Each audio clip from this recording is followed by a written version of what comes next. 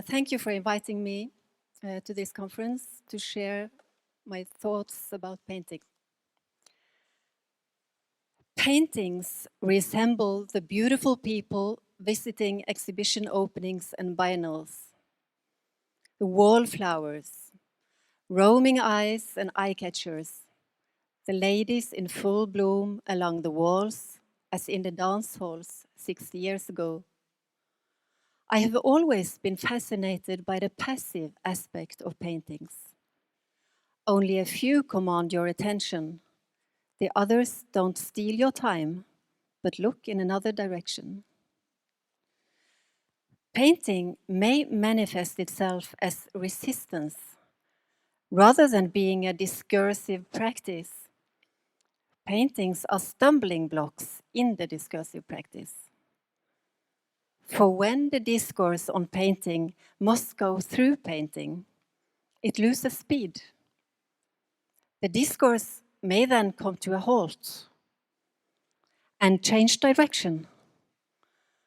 A silent and impossible object, as the painting is, may disrupt the flow of polite discourse so that other things can be said. This has happened many times in the history of modernism. Certain works of art change the discourse and give it a new direction.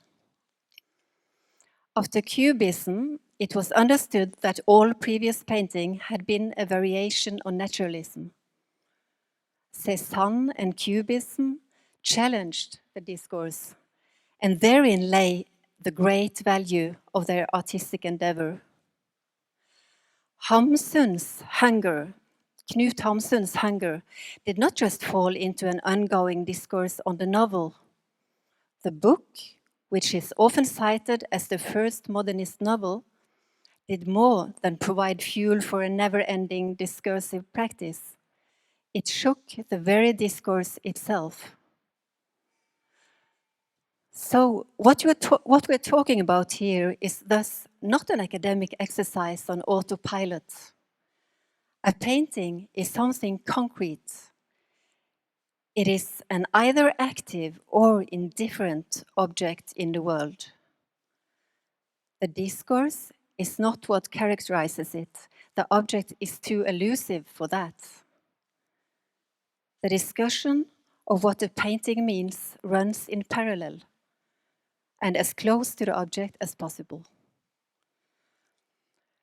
One suggests a diagnosis and joins others at conferences. What is it about painting that attracts such unwavering devotion?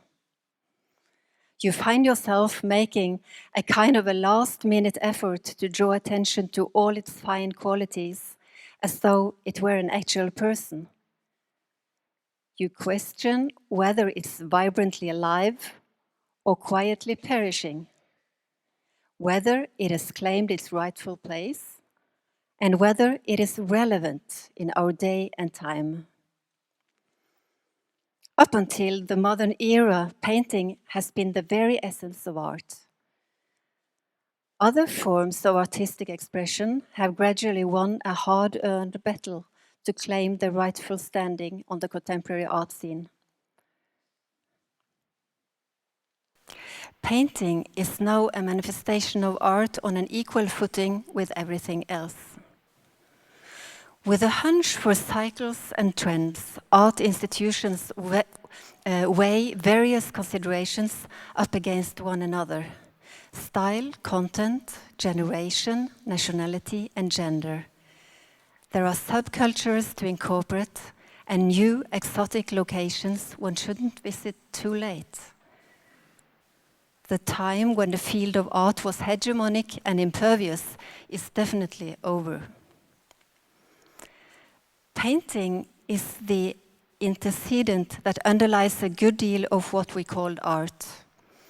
It is all at once: concept, intellectual work, artifact, and decoration. Even though other forms of art currently dominate sales on the professional art scene, painting is still generally considered to be the ideal art object. Painting is no longer a movement. Things are still afoot in New York, London, Berlin, Oslo. Painting still has its moments, even after 500 years, but it represents neither an artistic avant-garde nor an heroic rearguard. Even though it enjoys a renaissance every now and then with great enthusiasm, it does not constitute a front or a constellation of fronts. Painting is at our disposal and fulfills a role. The medium's undemanding nature lends itself well to the kind of concentration it is suitable for. No doubt the devotion to painting is true love, as shown every now and then by the art institutions. Museums gain continuity and legitimacy from painting, and they know what they miss out on by writing it off. Relevant and educational projects may acquire a needed dimension, a touch of art, in the encounter with paintings. When new forms of expression are uncertain of their historical validity, painting ensures them access to history. Painting is included in spite of its conservatism and in spite of its status as a commodity and a commercial object. Painting works its way into the prevailing tastes and is redefined and styled until it looks good. Or it is pared down to its very essence, a dark point on a light wall, point zero, pure art. The aura of art history can affect a painter either positively or negatively. It may open doors, or it may close them. The present is always wary of the obsolete. It recognizes dusty old privileges and rejects them. Art is in some obscure way supposed to be relevant, and the anachronistic painting may really need a certain relationship with what we call society. Opinions on whether this relevance is established from one work to the next seem to be a matter of intuition and do not really need to be articulated. The present is supposed to be acknowledged as an aesthetics or an attitude, a temporal prop in an upper right corner, gestures or impressions that tend toward what we perceive as contemporary. Relevancy is a mantra, and its value is taken for granted. When you assure people that paintings matter, for instance, matter to contemporary society, who out there really believes in what you say? The invitation to this conference states that painting has retained its ability to grapple with present realities. Is not painting itself a present reality?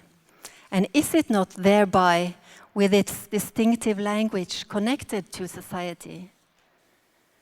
Does it not retain the abilities it has always had to be effective on its own terms? Neither more nor less so than before. When you assure people that painting is up to date, a tool for understanding and so forth, you may be doing so in order to nip a certain suspicion in the bud, namely that painting has more than enough with itself. That painting, as we all know, tends to cultivate the superficial and lapses into society. You might want to remind people that painting has the potential for something more, that it can participate, act, change, and move in whatever direction you currently want. An art that is heavy on thematic content communicates more more easily than art that is heavy on formal issues. An example from the past year is the iconographic interpretation of Edvard Munch. The perception that his work is all about angst and jealousy serves to unite Munch scholars with a vast audience. Forms of art that resemble science or that are able to document something surpass painting when it comes to presenting factual information. Painting collapses at this frequency, or it morphs into symbolism and illustration. A painting can make a statement, and it can store a world, but it is not documentary. The kind of realities that a painting seems to be about is one thing. We have little control, though, as artists, of what a painting actually does. Its perceived effect. Is it conceivable that Picasso's first Cubist paintings were just as politically effective as Guernica, which became a symbol? His earliest paintings did not become symbols, but they nevertheless represented earthquakes in visual language. Daniel Buren has said that Cézanne changed our sensibility. Not many people today would suggest that it is painting that articulates and changes our way of seeing. A painter may paint in order to create works for a large exhibition at a relatively low cost and in a brief span of time, on large surfaces and with prefabricated colors in large quanta, and perhaps, or rather hopefully, with a sophisticated idea underlying it all. Painters identify more rarely than before with the medium itself, and there isn't much prohibitive awe for the craft and tradition. Painting merely enables a quick and inexpensive execution without a large and costly stage crew to construct and carry things. Painting accomplishes two things at once. It is fashionably low budget, and it attracts money and status. It is a precious commodity and an enigma at the same time. As praxis, it is individualistic. While an average movie takes around 200 people to make, an iconic painting only takes a single woman or man. Painting is both high and low culture. It is the obvious choice of amateurs everywhere. No one tinkers around with installations on a local art club. Painting is for everyone who expresses themselves on concrete surfaces in cities and suburbs. It is for the wealthy and for school dropouts. Painting is for people at every level of society who relish small nuances and subtle messages. Barnett Newman insisted that he was a painter, not an artist. There is a sort of admission in this, a confession of a life spent in a studio, in a room of one's own, in contrast to ambulating, more collectively oriented colleagues. The cliché springs to mind about the introverted, self-absorbed artist who dedicates himself to painting. Or the artist who is informed by painting when she observes, thinks, and writes. For me, painting is about achieving clarity, and clarity can be a sensory experience. I'm indebted to painting, just as all visual artists are, even those who define their work by distancing themselves from it. More than a century after Cézanne, it's harder to understand that a passion for creating space on a surface should be enough. That visual perception and color-based perspective could contain a profound meaning. It is a painter's experience that two-dimensional representation can provide a more profound understanding of space than an object itself. Cézanne's goal was phenomenologically linked to such experience, not to his thoughts and opinions, but to what he did and experienced on the canvas. His primary goal was closely intertwined with two objects outside of himself, the world and the painting and the truth. And the truth was neither specific nor bound by time. It was an existential condition, a feeling of life. Can it be that Cézanne didn't have anything he wanted to say? That the truth lay in the perception itself, that is, that the truth lay in the very fact that he saw. With his secluded work during an age that was just as precarious as ours, Cézanne created modern painting and changed our way of looking at the world, as Buren pointed out. Painting is a venue for sensory work, and at the same time an ideal place for organizing one's thoughts. This is reflected in a gallery scene, in paintings that resemble grammatical works, as for example in modernism, when painting was a laboratory and formal discoveries appeared to be substantial truths. Paintings are images that contain the time they took to be made. The energy has been created through tiny, dense shifts, whether systematic or intuitive, with or without grand gestures.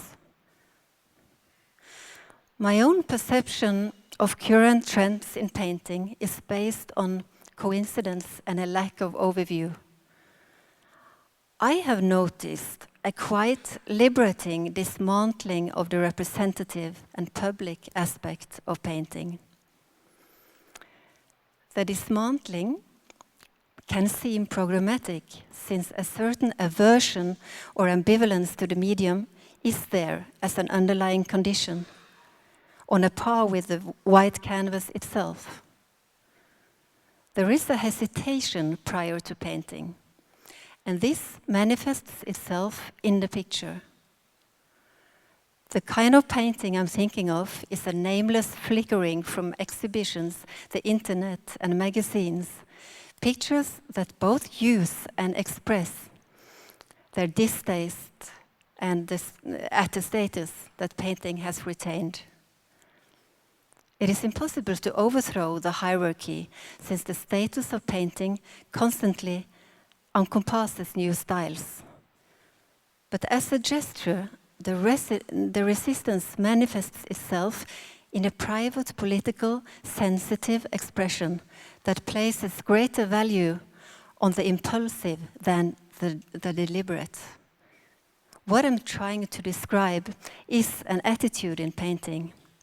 It acts as though it doesn't realize that it is public and that it doesn't really care. The work of resistance is a modernist exercise, one that never ends. The ambivalence results in more or less independent and effortless expressions, and every now and then in works that overcome every problem. Other painters approach this in a more relaxed manner, when they accentuate and thereby accept the traditional status of painting, rather than dismantle it. Catherine Laurent's complex installation Relegation, displayed at this year's Biennale in Venice, fetishizes painting status as art, as she combines pseudo-Baroque ceiling paintings with grand pianos and electric guitars. That is, elements that epitomize high culture and low culture. Laurent pimps up the decadent painting of the 17th century in a cacophony of instruments, images, and sound. In her own artistic chaos, she respectfully tips her hat at the late Baroque period. Similarly, Asger Jorn's paintings and oeuvre are idealized in Ida Ekblad's exhibition here at the National Museum a short time ago. Both as a potter and painter, Jorn is hailed as a kindred spirit, and Ekblad's exhibition incorporates her colleague from the recent past with unmistakable sympathy. Various updated forms of abstract or concrete painting make use of transformative titles to avoid becoming decorative art about nothing. When abstraction refers to the world with or without humor, what Michael Fried calls absorption turns into something active, and the expectations of relevance are fulfilled. The formats might be modest, distancing themselves from the American painter as hero tradition from the 50s and 60s. Gardar Eide Einarsson's pragmatic titles provide his abstract paintings with a new seriousness, far from that of art history, while others, such as Nathan Hilden and the late Alan Uglow, stick to the absorbed title Untitled. The anecdotal and narrative figurative painting is regarded the ultimate form of self-expression and is the oldest tradition in painting. There is a certain distance from, for example, the frisky paintings of the German art scene of the 1980s to today's less succinct and manic urban figurative paintings. It may be humble and existential, as with Mark van Jetter, self-therapeutic, as with Bjarne Melgaard, or full of pathos, as with Daniel Richter.